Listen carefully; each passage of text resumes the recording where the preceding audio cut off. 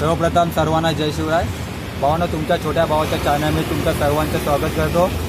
तर भावांनो, या व्हिडिओमध्ये आपण हरिश्चंद्रगडाचे दर्शन करणार आहोत आणि आता आम्ही मुंबई जोगेश्वरी इथे आम्ही उभे आहोत। तर इथून आपण मावळा ट्रेकरच्या बसने सफर करणार आहोत। तर आता काही वेळामध्ये मावळा ट्रेकरची बस इथे येणार आहे व पुढचा प्रवास आपण मावळा ट्रेकरच्या बसने करणार आहोत। तर चला मग माझ्यासोबत।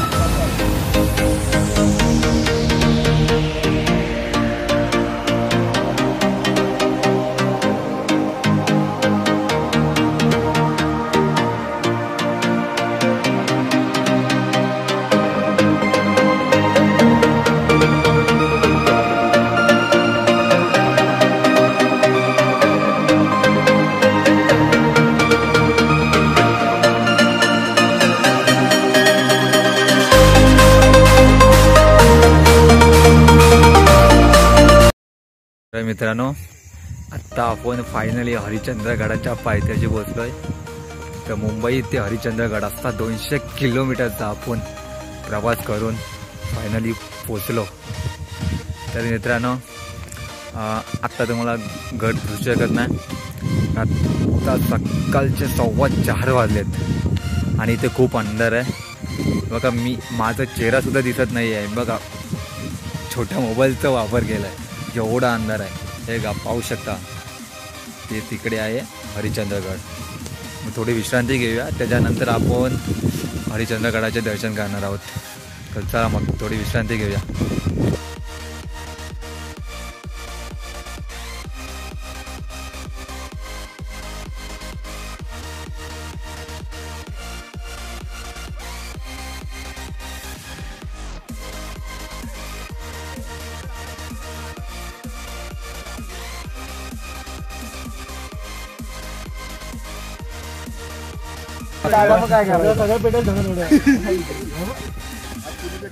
तास 4:15 वाजता खूप थंडी वाजते।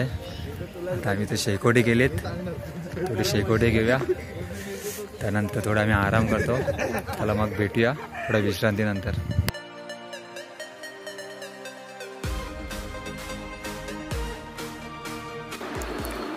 ठाणे, पुणे आणि नगर जिल्ह्यांच्या सीमेवर आणि माळशेज घाटाच्या डावीकडे उभा असणारा अजस्थ पर्वत म्हणजे हरिश्चंद्रगड।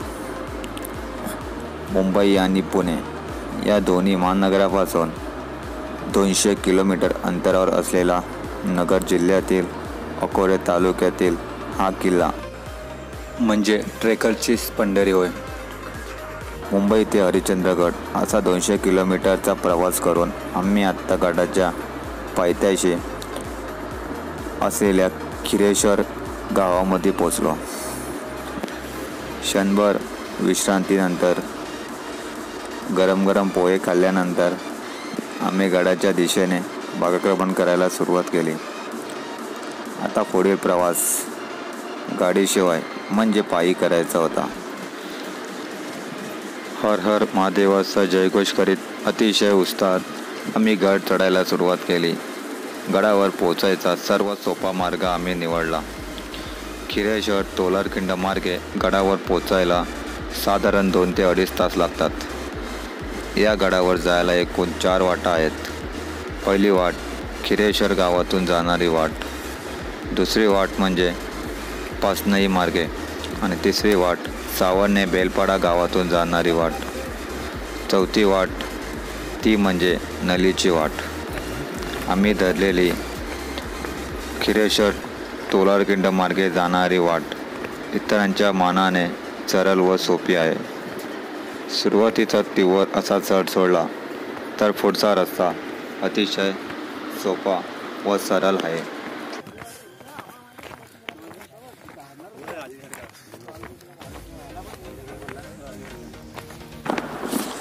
एखाद्या स्थळाचा अथवा गडाचा किती अभ्यास करता येतो याचा सुरेख नमुना म्हणजे हरिश्चंद्रगड। या गडाचा इतिहास कुतूहलजनक तर भूगोला विस्मरणीयकारक आहे। इतर सर्व किल्ल्यांना मुघल अथवा मराठे यांचा इतिहासाची पार्श्वभूमी आहे, तर हरिश्चंद्रगडाला 2-4 हजार वर्षापूर्वीची पौराणिक पार्श्वभूमी लाभली आहे। 3500 प्राचीन असलेल्या चौबाजूने तुटलेल्या रौद्रभीषण खडकपाऱ्यांनी नैसर्गिक संरक्षण लाभलेल्या या किल्ल्याचा उल्लेख अगदी प्राचीन अग्निपुराणात व मत्स्यपुराणातही आढळतो.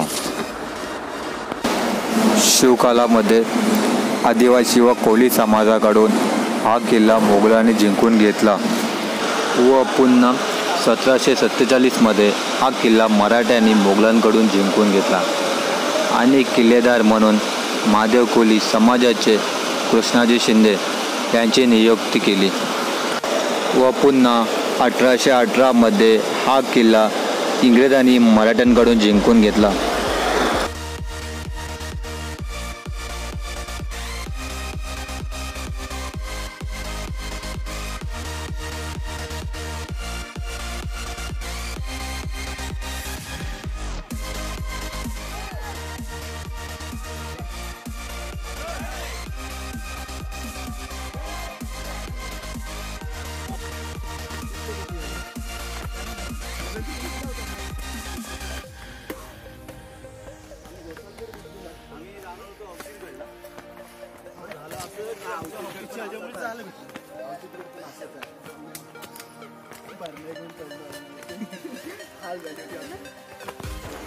भरपूर उंच अशी चढाई असल्यामुळे प्रत्येकाने आपल्यासोबत 2-3 लिटर पाणी तरी सोबत ठेवावे. पावसाळ्यानंतर कुठेही पाण्याची सोय नाही आहे. आम्हाला 2-3 ठिकाणी सरबताचे स्टॉलही दिसले. मित्रांनो, तुम्ही पाहू शकता इथे दगडावरती छान असे शिवलिंग कोरलेले आहे आणि पुढे पाहू शकता इथे शिलासुद्धा आहे, वाघाचं चित्र असलेले. तर मित्रांनो, आता आपण जे उभे आहोत तिला तोलारखिंड किंवा वाघदरीसुद्धा म्हणतात. या साईडला नगर जिल्हा आणि ह्या साईडला पुणे जिल्हा, अशा दोघांच्या जे मध्ये आहेत तिला तोलारखिंड असे म्हणतात. तर आता आपण थोडा पुढे जाऊया.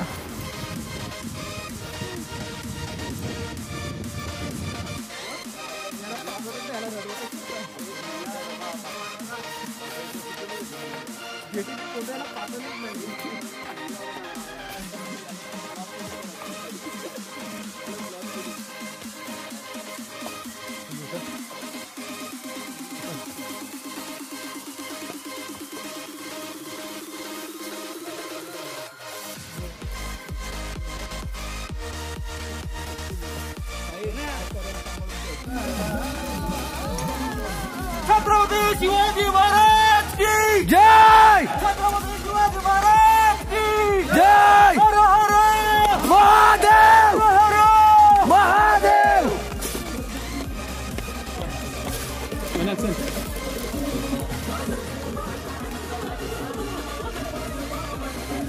आम्हाला घे. आम्ही पण काय गेले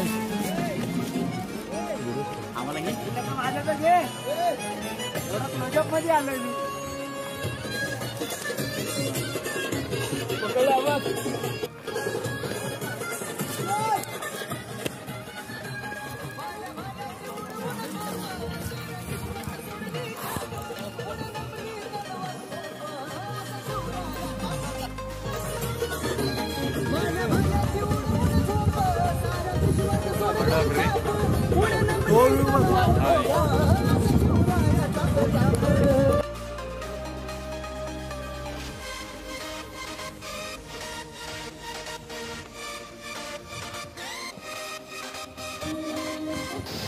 तीन तास चढाई केल्यानंतर फायनली आम्ही हरिश्चंद्रगडाच्या माथ्यावरती येऊन पोचलो. मित्रांनो, तर तुम्ही कधी गडाला भेट दिलीत तर तुम्ही इथे गडावरती राहू शकता. जेवणाची व राहण्याची सोय इथे गडावरती आहे. तर चला आपण पूर्ण आता गड दर्शन करूया.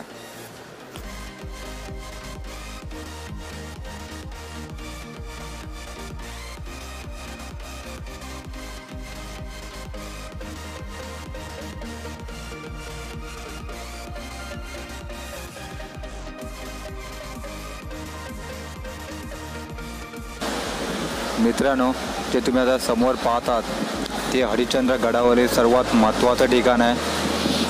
हरिश्चंद्र राजाने आपलं राज्य विश्वामित्राला दान केलं आणि हरिश्चंद्र राजा स्वतः विश्वामित्राचे काम करत होता. तेव्हा विश्वामित्राने हरिश्चंद्र राजाला जे तुम्ही आता साईडला कुंड पाहिलं ते कुंड भरण्याचं हरिश्चंद्र राजाला विश्वामित्राने काम दिलं होतं. तुम्ही पाहू शकता हे आहे हरिश्चंद्र राजाची शिला खांद्यावरती कावर घेऊन, आणि हे ते कुंड आहे जे हरिश्चंद्र राजाला विश्वामित्राने शिक्षा दिली होती हे कुंड भरण्याचं. तर ते असं म्हणणं आहे की त्या कुंडाच्या खाली छोटं होल आहे आणि ते कुंड कधीच भरत नाही. आता ते होल बुजलं आहे त्यामुळे पाणी खूप आहे, कदाचित पावसामध्ये ते भरत असेल, पण त्याखाली या कुंडाला कोणीच भरू शकलं नाही. चला आता आपण पुढे जाऊया. पुढे सुद्धा खूप पाण्यासारखं आहे, मी तुम्हाला सर्व पुढचं दाखवणार आहे. चला मित्रांनो, तुम्ही पाहत आहात हे आहे पुष्करणीचं कुंड. या कुंडाचा वापर त्याखाली लोकांना किंवा भाविकांना हातपाय धुण्यासाठी किंवा आंघोळ करण्यासाठी या कुंडाचा वापर केला जात असे. तुम्ही पाहू शकता हा कुंड साधारण 25 फूट खोल आहे. कोणी जवळपास जाऊ नये. आणि मित्र तुम्ही पाहतात ज्या समोर छोट्या छोट्या खोल्या आहेत त्या खोल्यांमध्ये पहिले देवी देवतांच्या मूर्त्या होत्या, आता ते तिथे नाही आहेत. इथल्या स्थानिक लोकांच्या म्हणण्यानुसार पुढे एका गुहेमध्ये ते आहेत. तर मी तुम्हाला ते दाखवणार आहे आपण. तर चला पुढे जाऊया.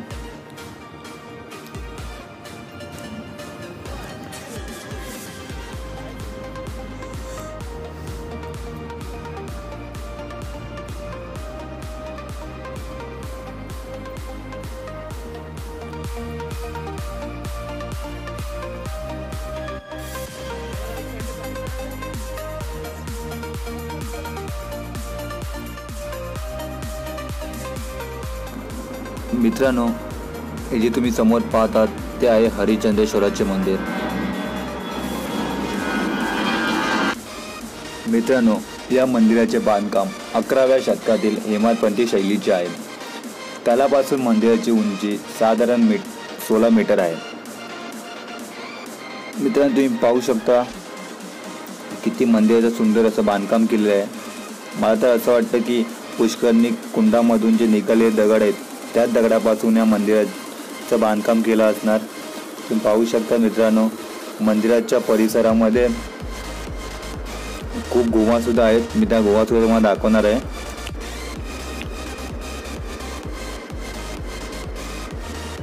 मित्रांनो, या मंदिरावरती सुंदर असं कोरीकाम सुद्धा केलेलं आहे. पाहता क्षणी या मंदिराच्या कोणीही प्रेमात पडेल असं या मंदिराचं बांधकाम आहे. तुम्ही पाहू शकता साईडला कोरीवकाम सुद्धा छान पद्धतीने केलेलं आहे. हे बघा, तुम्ही पाहू शकता खूप देवी देवतांच्या मूर्त्या सुद्धा ज्या ते कोरलेल्या आहेत. चला आधी तर आपण पहिलं दर्शन घेऊया, त्याच्यानंतर आपण मंदिराच्या आवारातला आपण सर्व परिसर फिरणार आहोत. चला आधी दर्शन घेऊया.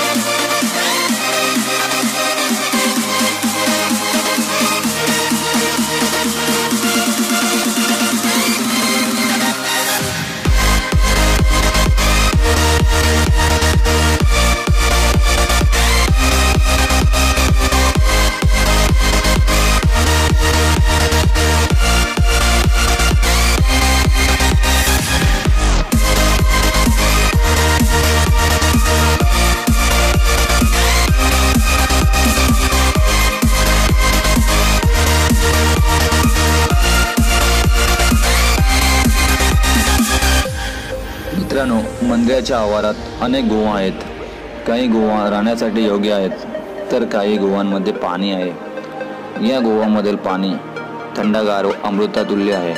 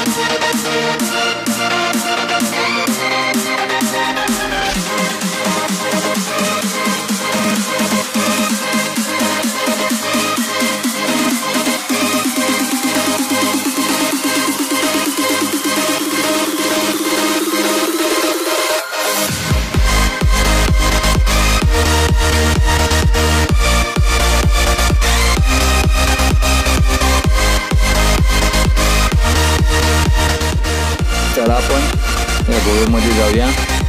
मित्रांनो मग तुम्हाला दाखवलं मी सप्तशृंगी पुष्करणी तलावाच्या बाहेरच्या साईडला छोट्या छोट्या खोल्या होत्या. त्या खोल्यांमध्ये पहिल्या मूर्त्या होत्या. त्या मूर्त्या काही कारणामुळे बघा तुम्ही बघू शकता त्या मूर्त्या इथे ठेवलेल्या आहेत. हे बघा. चला मग आता आपण बाहेर जाऊया. बाहेर गेल्याच्या नंतर हे बघा साईडलाच आपल्याला विठ्ठलाचं मंदिर दिसेल. इथे आतमध्ये छोटी विठ्ठलाची मूर्ती आहे. चला तर आपण पहिलं विठ्ठलाचं दर्शन घेऊया. त्याच्यानंतर तुम्हाला मी बाजूचा सर्व परिसर दाखवणार आहे. हे बघू शकता तुम्ही खूप अंधार होता आतमध्ये, पण मी तुम्हाला दाखवण्याचा प्रयत्न केलाय.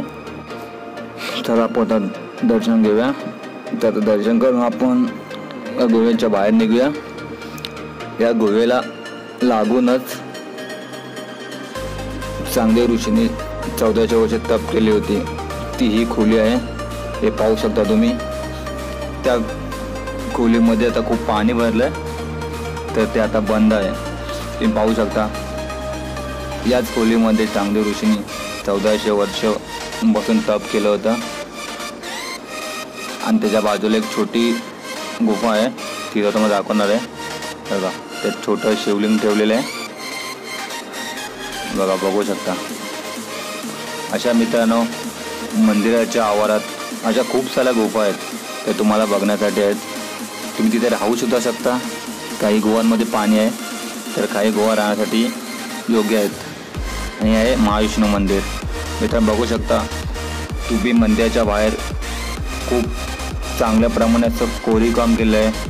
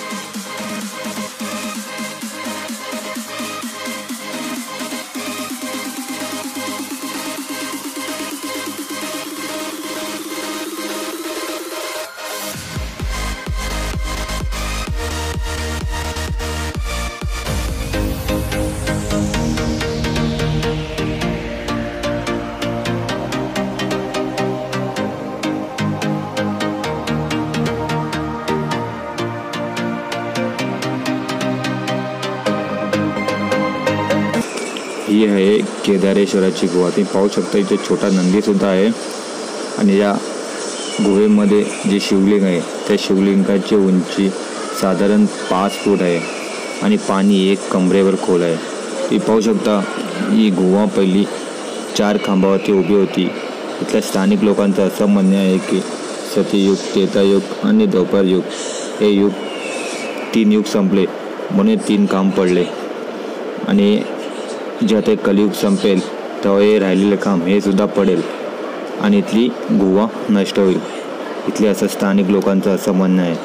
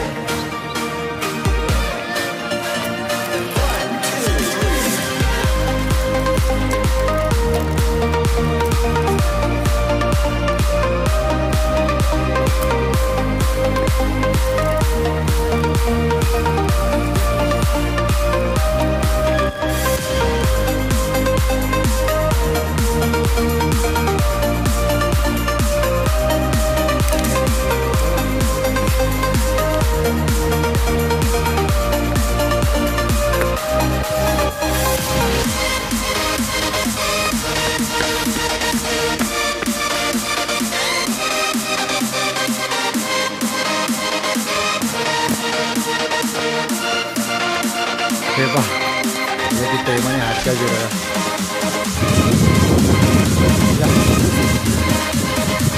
जागे तिकडे होते.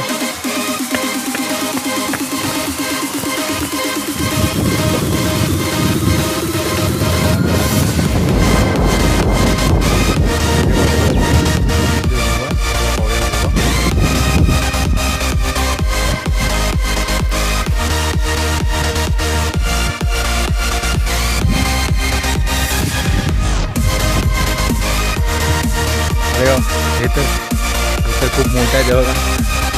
तर आपण काय जवळ जात नाही. छोटं ठीक होतं, मोठ्या जवळ जाणार खूप मागात पण त्याला बघूनच खूप भीती वाटते. चला पुढे जाऊया. छोटा आला आपल्याकडे, तो का मोठा सुद्धा बघतोय आपल्याकडे, तो मोठा सुद्धा आला. चला आपण पुढे जाऊया. बाबा लेक खूप ते डेंजर आहे.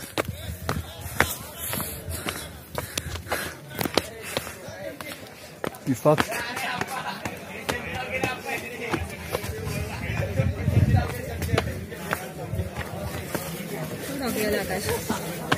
मी आले प्रेमाने आले बोलून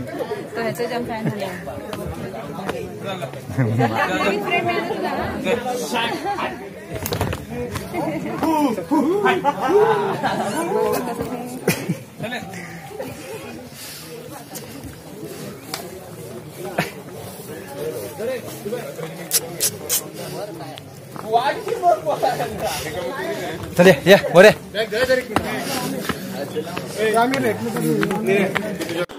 मित्रांनो, ही जी तुम्ही समोर गुहा पाहतात ही आहे साईबाची गुहा.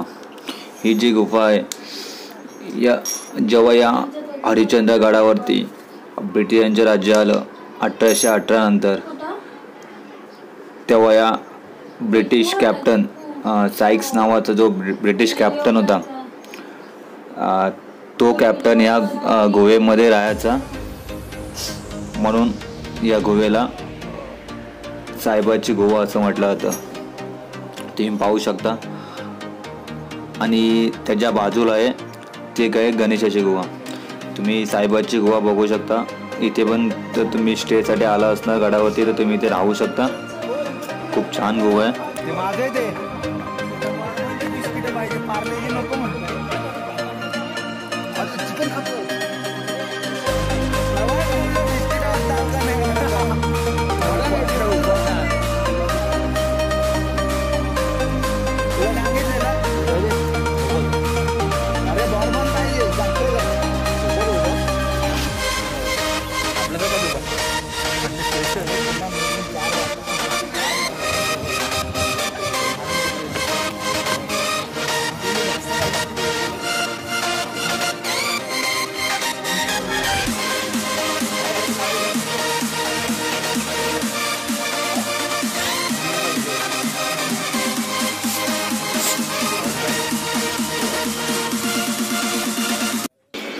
आता आपण जात आहोत ती आहे गणेशाची गुहा.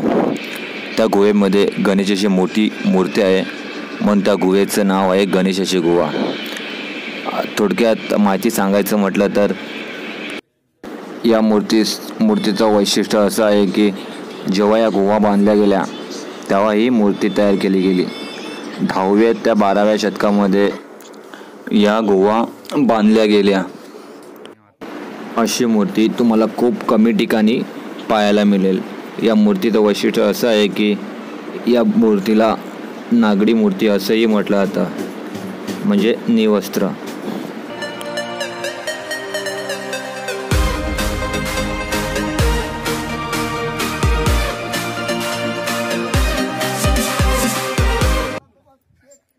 आत्ता आपण जात आहोत थेट कोकण कड्याकडे.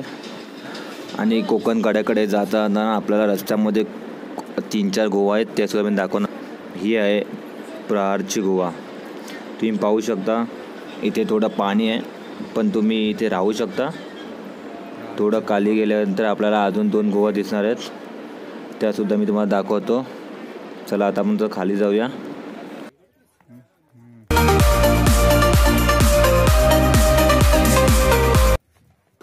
जर तुम्ही स्टेसाठी आला असाल तर तुम्ही इथे सुद्धा राहू शकता. ही पुढची आहे झुरेची गोवा.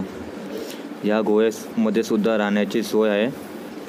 त्याच्यानंतर तुम्ही पुढे पाहू शकता ती आहे मिरेची गोवा. ही पाहू शकता तुम्ही झुरेची गोवामध्ये राहण्यासाठी आहे. इथे खूप जण राहतात. तर आपण कधी भेट दिलीत तर तुम्ही इकडे राहू शकता. हे पहा आतमध्ये. तर चला आपण पुढची मिरेची गोवा आहे ती सुद्धा तुम्हाला दाखवतो. पहा खूप छान अशी गोवा आहे बघा.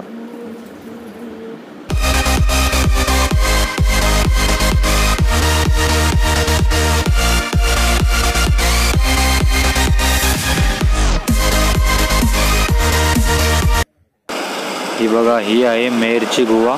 ही सुद्धा खूप छान आहे. तुम्ही इथे सुद्धा आलात तर राहू शकता.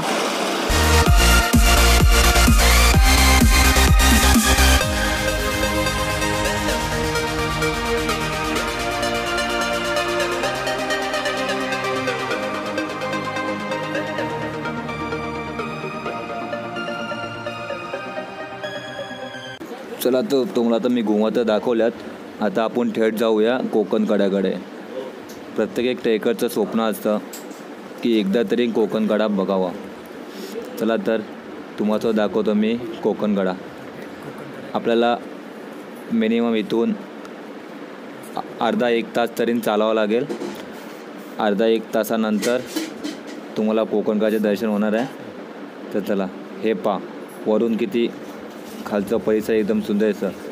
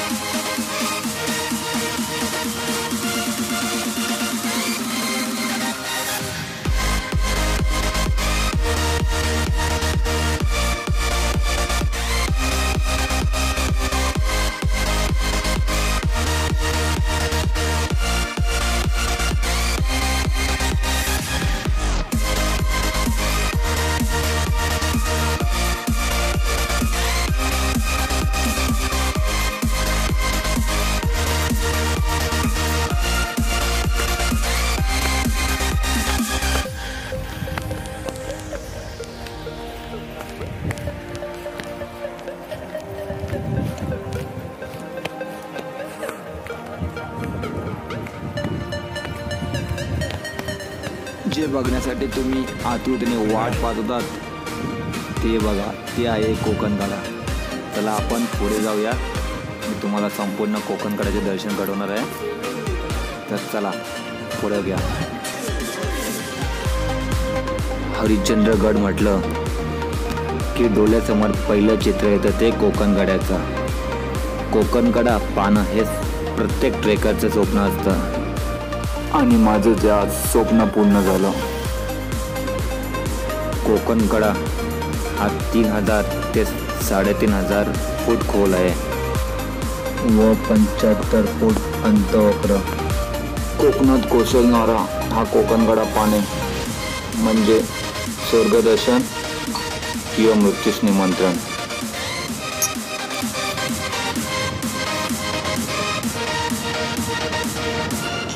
या कड्यावरून संपूर्ण कोकण दर्शन होतो, म्हणून कदाचित या कड्याला कोकण कडा असं नाव पडलं असेल.